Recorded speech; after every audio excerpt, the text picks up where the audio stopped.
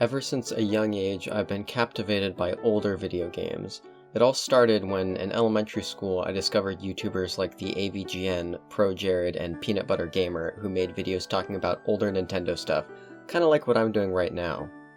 Around this time, I also found out about the Wii's Virtual Console, a revolutionary service at the time which let Wii owners buy digital copies of their favorite Nintendo games from previous systems, including the one that sparked my interest the most, Nintendo 64. This was Nintendo's first step into the new realm of full 3D polygonal games, and surprisingly enough, their two biggest IPs made the transition perfectly.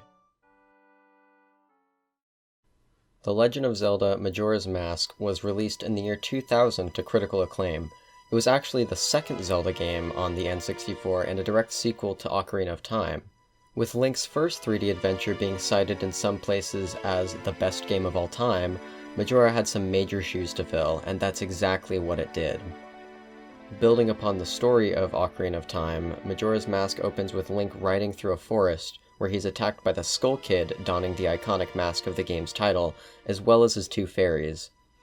The Ocarina of Time and Link's horse are stolen, leading to a chase scene where Link falls down into a cave, in which the Skull Kid turns him into a small, weak Deku Scrub. One of the fairies, Tattle, ends up stuck with Link, and she realizes she needs his help to find her way back. The two of them make their way through the underground cave system and end up in a clock tower. On the other side of the cave, Link meets the Happy Mask Salesman, a strange man who offers to heal Link's curse in exchange for returning Majora's Mask to him and retrieving the Ocarina of Time. This brings us to the real opening of the game, Clock Town, a town in the center of Termina, a parallel land to Hyrule, much like the Dark World in A Link to the Past. Talking to the people of Clock Town, we learn that they're preparing for the annual Carnival of Time as the moon looms overhead, always watching. In 3 days' time, the celebration will begin as the big rock in the sky collides with the surface, destroying Termina and killing everybody in it, unless Deku Link makes his way across Clock Town, completing a series of tasks which grant you access to the top of the clock tower. If you come here at midnight on the third day, minutes before Termina is destroyed, you can confront the Skull Kid on top of the roof, where his other fairy gives the player a hint. Swamp, mountain, ocean, canyon. Hurry, the four who are there, bring them here. Link can't get Majora's Mask, but manages to get the Ocarina of Time back. In a cutscene, Link remembers the Princess Zelda teaching him the Song of Time, and when he plays it, it sends him down a white tunnel. Before I continue, I want to quickly mention that all gameplay footage from the second half of the game are from longplays.org, played by this person.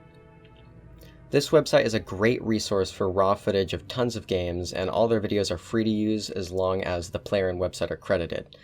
Because I took so much time off of this to work on my Catastrophe Crow analysis, I didn't get a chance to record this half of the game through an emulator, and I didn't really want to delay the video longer than it already has been. Back to the game, Link wakes up again in Clock Town, back at the beginning of the 3-day cycle, but this time he has the Ocarina of Time. Going back into the clock tower, we meet with the Happy Mask Salesman, who teaches Link the Song of Healing. This restores him to his former self and creates the Deku Mask, allowing him to transform back and forth at the press of a button.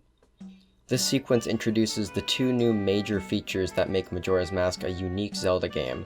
The 3-day cycle forces you to manage your time and plan out what you can get done before you need to play your Ocarina and go back to the beginning again, keeping only quest essential items with you. The time cycle also allows for specific events to happen at specific times, which is pretty cool and a major feature of some of the side quests in the game. The other big new feature in Majora's Mask is the ability to collect and wear masks. Some, like the Deku Mask, transform Link entirely and give him new abilities that become useful in later areas of the game. Others give Link smaller advantages, like the Bunny Hood, which lets you run twice as fast, and the Blast Mask, which gives you an alternative to bombs with unlimited uses. The game has 24 of these masks in total, and although they're mostly pointless, collecting all 24 makes for a cool side quest and gives you access to the Fierce Deity Mask at the end of the game, which transforms Link into a more powerful version of himself that you can use during the final boss. Once you get past all the fancy new mechanics, what you're left with is, of course, a Zelda game. Majora's Mask was developed in about a year because it reused the engine and some assets from Ocarina of Time. It's relatively short with only 4 main dungeons, although the side quests outside of the main dungeons add a lot of playtime if you're willing to do them. When Link first confronts the Skull Kid on the top of the clock tower, his fairy tells you to go to the Swamp, Mountain, Ocean, and Canyon. These represent the 4 areas outside of Clock Town, each holding 1 dungeon where Link must defeat a boss to rescue one of the 4 giants. You first travel to Woodfall, an area located in the southern swamp, where the player needs to use the Deku Mask to defeat Odolwa, rescuing the Deku Princess and freeing the first giant. Next is Snowhead, the northern region of Termina, where Link gains the ability to transform into a Goron through the ghost of the hero Darmani III. With the new Goron power you defeat Goat, the masked mechanical monster, and free the second giant. After this you travel to the Great Bay, a coast in the west of Termina where Link is able to transform into a Zora. Using that power, you break into a pirate fortress to rescue Zora eggs and eventually defeat the giant fish Gyorg, freeing the third giant. Ikana Canyon is the last main area, and it's unique because it doesn't have a new transformation power for Link. Instead, you learn the Elegy of Emptiness song, which allows you to create a statue of yourself with the ability to hold down buttons.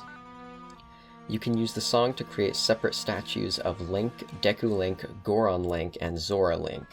Each have different weights and sizes which add to the puzzles in the Stone Tower dungeon.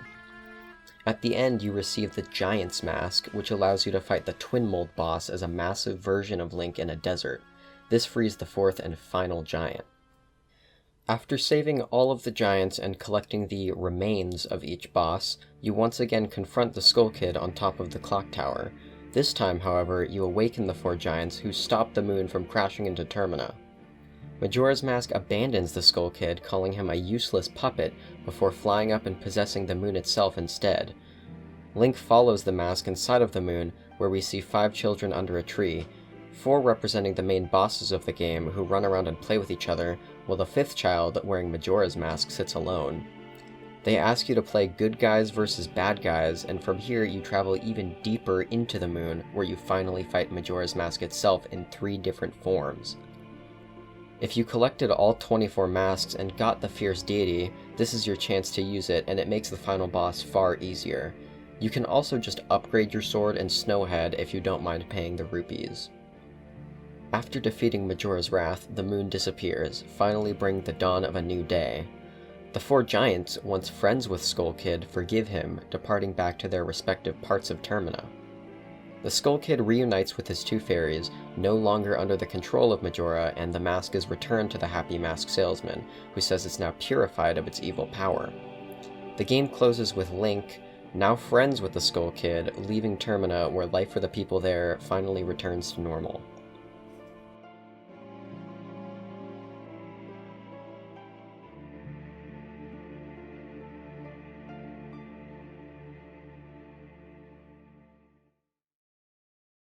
That's where Majora's Mask ends.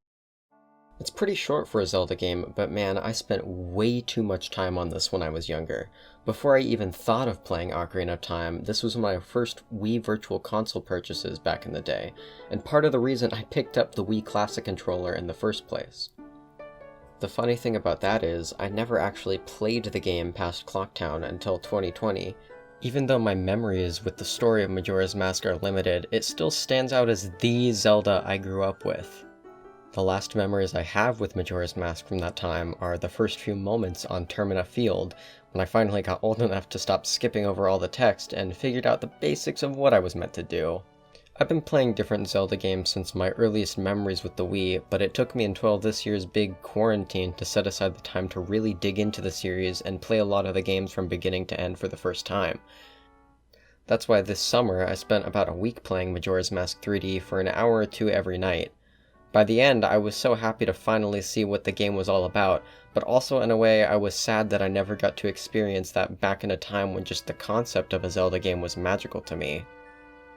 If you're looking to get into Zelda or just haven't played Majora's Mask yet, I really recommend it.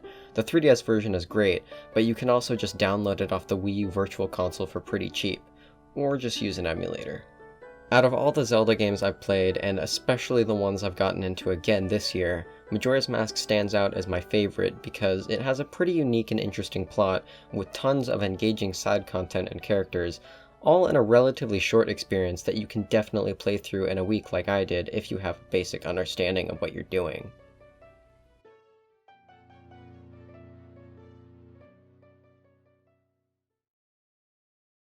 It's no secret that Majora's Mask is darker than its predecessor.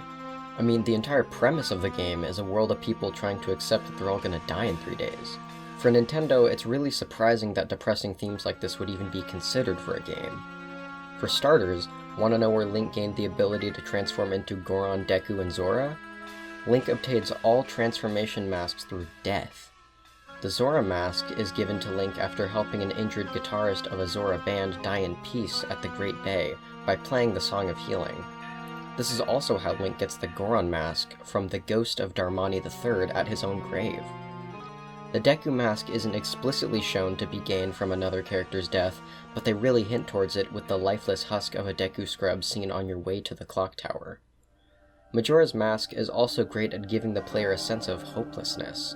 Take, for example, what you're listening to right now.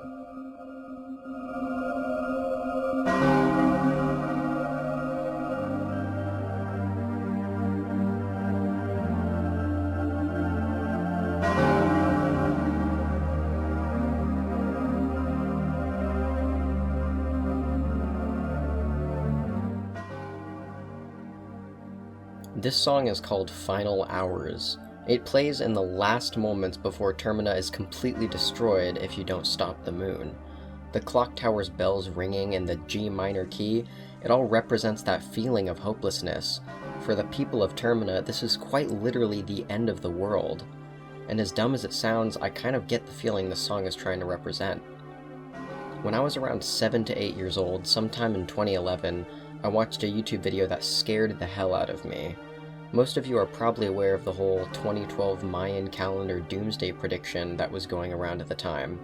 It's silly looking back on it now, but I truly believed some kind of rogue planet was gonna fly past and destroy us on December 21st. Being a kid obsessed with space at the time, that really affected me. This was around the same time I would play Majora's Mask on the Wii, never managing to escape Clocktown before the moon came crashing down on Link. In a weird way, I kind of felt like one of those people in Clocktown, waiting to see if the predictions were true. This is partially why I think the game is so tied to my childhood, even though it took me years to see the full scope of the story. The dark themes in Majora's Mask go way deeper than this, and I implore you to go check out this video I found by Quik Reviews. The guy put a ton of time and effort into his video, and it deserves way more views than it has, so I'll be putting a link in the description. Overall, Majora's Mask is a much darker game than Ocarina of Time was, and most other Zelda games at that. The darker parts really enhance the story, and in my opinion, it gives Majora's Mask one of the most interesting and captivating plots in video game history.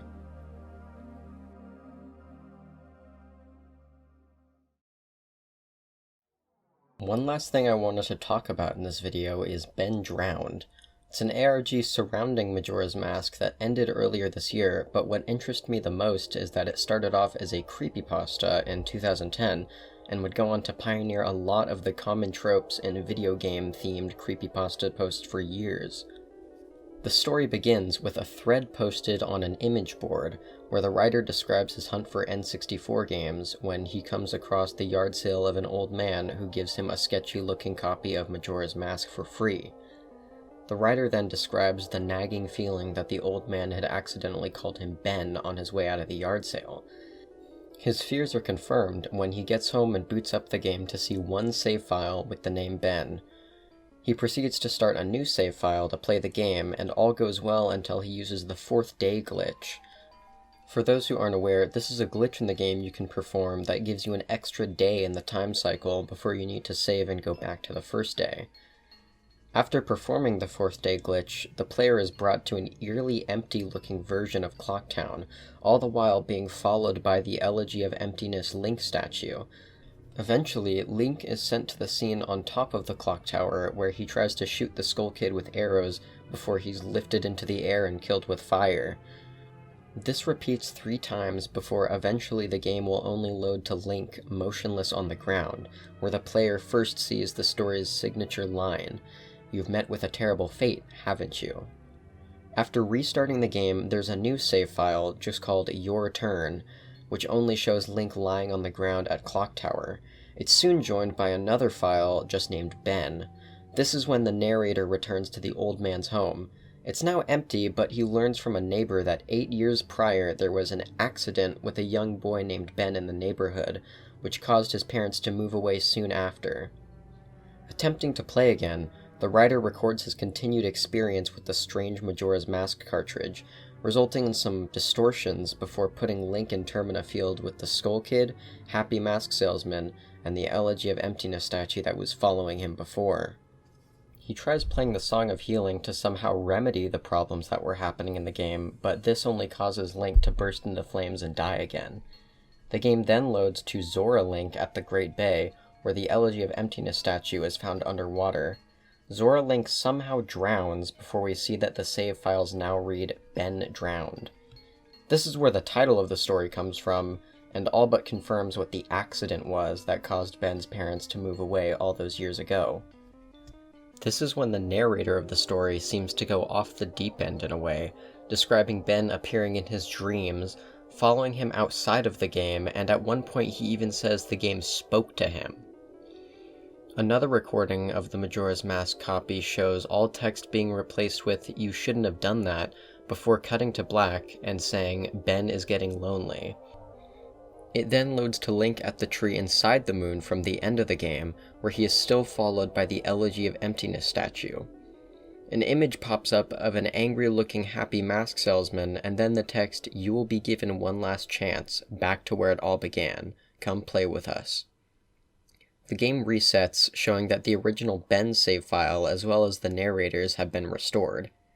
2 days later, we hear from his roommate, who says that the original poster had moved home from college, planning to take the semester off.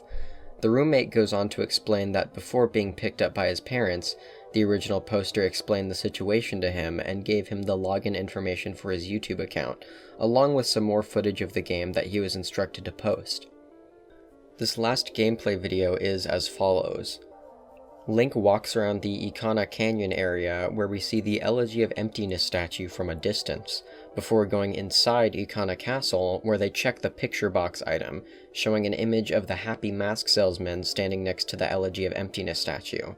They delete the picture and proceed to the next room. All dialogue is now unreadable, but this is where Link actually learns the Elegy of Emptiness song in the game. After playing it on his ocarina, the statue is summoned, and the game continues to have serious graphical problems until the dialogue ends. Link is now stuck to a wall, left defenseless against enemies while a laughing sound plays in the background. After Link dies, the screen shows the text, "Why is he smiling?" the father, before cutting to Link in the Ikana graveyard. The player walks around the graveyard, inspecting graves until they come to one with the Elegy of Emptiness statue behind it, reading, "A vessel that holds wandering spirits rests here." When the text box closes, Link falls through the ground. The text, "It'll be our little secret, okay?" pops up before loading to Link in the strange, twisted hallway from the beginning of Majora's Mask, where the player enters the clock tower through the cave. I feel like it's important to note here that this is where Link officially enters Termina in the actual game, although when the player goes to enter the clock tower, they're blocked by the Elegy of Emptiness statue and an error sound plays before the screen cuts to black, reading, "You can't run." The video shows a scene of Link standing in the clock tower with the Elegy of Emptiness statue and the Happy Mask Salesman, while the Song of Healing plays reversed in the back. Text is shown for the last time, now saying, "Please help me," before the game resets to the title screen. This is about where the creepypasta ends and where the real Bendrowned ARG begins. I'd actually planned to go more in depth about it in this video, but after some time I realized it would make this video drag on far too long, like over an hour long, and take away from the retrospective I wanted it to be. The ARG takes on 3 major acts, the first being the creepypasta it originated from, with very little interaction from the community, and then 2 much larger ones, spanning such a long time that it only officially ended a few months ago. In the future, I'd love to go more in depth, but for now, the best real resource out there for getting caught up is a playlist by Ryan Geaver with about 12 full hours of explanation and analysis from beginning to end. Looking at that, I hope you guys can understand why I didn't turn this video into a full-blown explanation of Bendrowned, although I'd love to summarize it and cover it in parts sometime next year.